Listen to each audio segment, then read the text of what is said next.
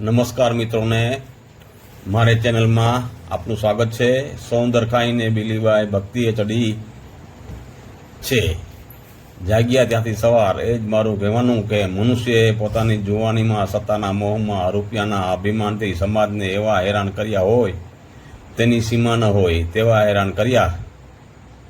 પછી દાદાગીરી, જુગાર, દારૂ, દુરાચાર, અનીતિથી કમાયેલો રૂપિયો લૂંટફાટ, મારવા, ઝઘડા કરવા, માતાઓને, બહેનોને, દીકરીઓને હેરાન કરી હોય, કોઈકને ખોટા કેસ કરીને પોલીસ ખાતામાં જેલમાં નખાવી, પોલીસ ખાતામાં પાસે માર ખવડાવી, આદિ કર્મો વ્યસનોથી ભરપૂર પુણ્યના બળે, કર્મના ફળના બળે બેફામ બન્યો હોય, પણ સમય જતાં પુણ્યનું ફળ પૂરું થતાં પાપનું ફળ, પાપનો ઘડો ભરાતા દુઃખના ડુંગરો ખડક્યા હોય અને આ જન્મ તથા ગયા જન્મના પાપનું ફળ ભેગું થયા પછી તે કેવો હેરાન થાય છે, તે કેવું દુઃખ ભોગવે છે, તો તે આપણે આગળ સાંભળીએ।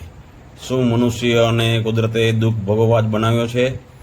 ગીતાજી આદિશાસ્ત્રમાં શ્રી કૃષ્ણ ભગવાન બોલ્યા, જેવું કર્મ તેવું ફળ। આ જોને મનુષ્યને કોઈની બીમારી, મહાબીમારી, કેન્સર, કિડની ફેલ, ફેફસા ફેલ, એક્સિડન્ટ, દવાખાનું,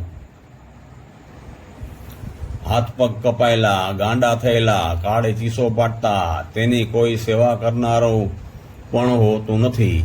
દવાખાને કોઈકને મહિનાનો ખાટલો, કોઈકને 2 મહિના, 5 મહિનાનો ખાટલો, કોઈકને દવાખાનાથી કેસ ફેલની રજા આપેલી હોય, આની ઘરે સેવા થાય તેટલી કરો, તે સાજો થાય તેમ નથી। અને ઘરે મહિનો, 6 મહિના, વર્ષ, 2 વર્ષ કોમામાં ચાલ્યો જાય અને ક્યારે તેનું મૃત્યુ આવે તેનું કંઈ નક્કી નહીં।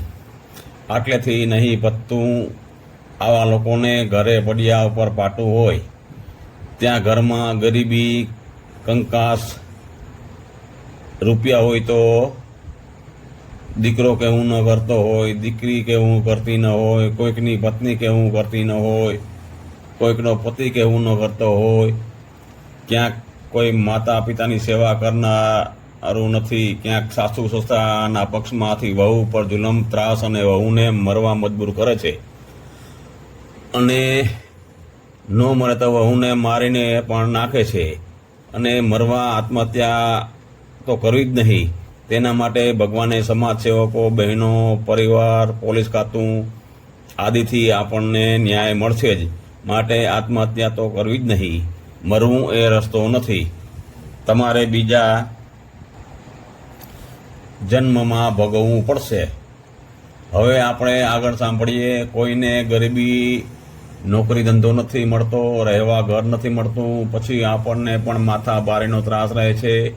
આગળ તમે કહ્યું તેમ તમને પણ ફળ મળે છે। આવી તો અનેક મોટી મોટી આફતો આપણી ઉપર આવે છે, અને આવા તો અનેક કારણોથી સમાજ દુઃખી છે। કેમ સમાજ દુઃખી છે? આગળ કહ્યું ને, જેવું કર્મ તેવું ફળ। આપણે માનીએ ન માનીએ, કુદરત જેવું કંઈક છે, તે આપણને ખરાબ કર્મોનું ફળ આપે જ છે। જેમ કે ગીતાજી, શ્રીમદ ભાગવત આદિ શાસ્ત્રોમાં લખ્યું છે, જેવું કર્મ તેવું ફળ સમાજને મળે છે। સારું કર્મ કર્યું હોય તો સુખ ભોગવે છે, ખરાબ કર્મ કરીને બેફામ થયો હોય તો દુઃખ ભોગવે છે। હજી તમને આ વાત માન્યમાં ન આવતી હોય તો તમને એક દૃષ્ટાંત આપું છું। તમારે વાહન ચલાવવા માટે ડ્રાઇવિંગ લાયસન્સ લેવા સરકારમાં જવું પડે છે કે નહીં? ત્યાં તમને વાહનના નિયમો પૂછે છે કે નહીં? તે નિયમ જાણો છો ને? નિયમ જાણ્યા પછી ડ્રાઇવિંગનો ટેસ્ટ લઈ તમને લાયસન્સ આપે છે। તેમાં તમે પાસ થયા હોય તો, અને લાયસન્સ મળ્યા પછી તમે વાહન બેફામ હંકારી 4 રસ્તાની લાલ લાઇટ હોય તો પણ હંકારો છો, ઝીબ્રા ક્રોસનું ઉલ્લંઘન કરો છો, નો એન્ટ્રીમાં તમારા વાહન ચલાવો છો, અને બધા નિયમોને મૂકીને તમને પોલીસ ખાતું પકડીને દંડ કરે છે કે નહીં? જેવો ગુનો વાહન હંકારવાનો તેવો દંડ થાય છે। વધુ એક્સિડન્ટ હોય તો જેલમાં પણ નાખે છે। અમદાવાદમાં હમણાં 9 મહિના પહેલા એક નબીરાએ દારૂના નશામાં વાહન હંકારી કેટલાક જણાને કચડી નાખ્યા હતા। તે તમને અને મને પણ ખબર જ છે, અને હજુ તે જેલમાંથી છૂટી શક્યો નથી। તો આપણે શાસ્ત્ર વિરુદ્ધ કેટલા ગુના કર્યા. દારૂ, જુગાર, દુરાચાર, મા બહેન ઉપર, દીકરી ઉપર ત્રાસ, નિર્દોષ ઉપર જુલમ, લૂંટફાટ, જીવ હિંસા, જીવ મારીને ન ખાવો ન મારવો, આવા તો અનેક કિસ્સાથી આપણું જીવન ખરડાયેલું છે. આપણે હરણની પાછળ એક શિકારી દોડ્યો તીર લઈને, પણ હરણ ઝડપથી જંગલમાં જઈને એક જાડી ઝાખરાની લીલી વાડમાં સંતાઈ ગયું. શિકારીને તે હરણ ન મળ્યું અને શિકારી પાછો વળ્યો. પછી હરણ તો જે વાડ હતી તે વાડ ખાવા માંડ્યું. તે વાડ ખાતા ખાતા જોતામાં છીંડું પડી ગયું અને સામે પક્ષે શિકારીને એમ થયું, ચાલ પાછો વળીને જોતો ખરો તે ક્યાં છુપાણું છે. પણ શિકારીને સામે દૂર જ લીલી વાડમાં હરણે ખાધેલી હોવાથી છીંડામાં હરણને જોયું અને શિકારીએ ત્યાંથી તીરથી હરણને મારી નાખ્યું. ક્યારે સંતાવાની લીલી વાડ ખાધી ત્યારે ને, વાડ ખાધી ન હોત તો હરણ જીતું હોત. તેમ આપણે પણ લીલી વાડ ગીતાજી, શ્રીમદ ભાગવત આદિ શાસ્ત્રો પ્રમાણે નથી રહ્યા ત્યારે દુઃખી છીએ. અને એ જ શાસ્ત્ર ભગવાન ઋષિઓ સાધુઓ પાસે બનાવી પોતાનો મહિમા શક્તિ લખાવી છે તે પ્રમાણે નથી રહ્યા એટલે દુઃખી છીએ.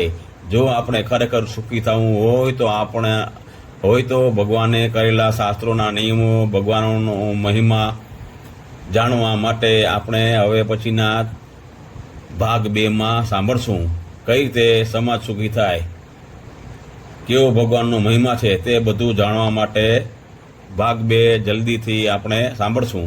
અને આ ભાગ તમને ગમ્યો હોય તો મારી ચેનલને લાઈક કરો, સબસ્ક્રાઈબ કરો, શેર કરો, જેથી બીજા દુઃખી માણસોને જોવાથી જીવવાનો રસ્તો મળે.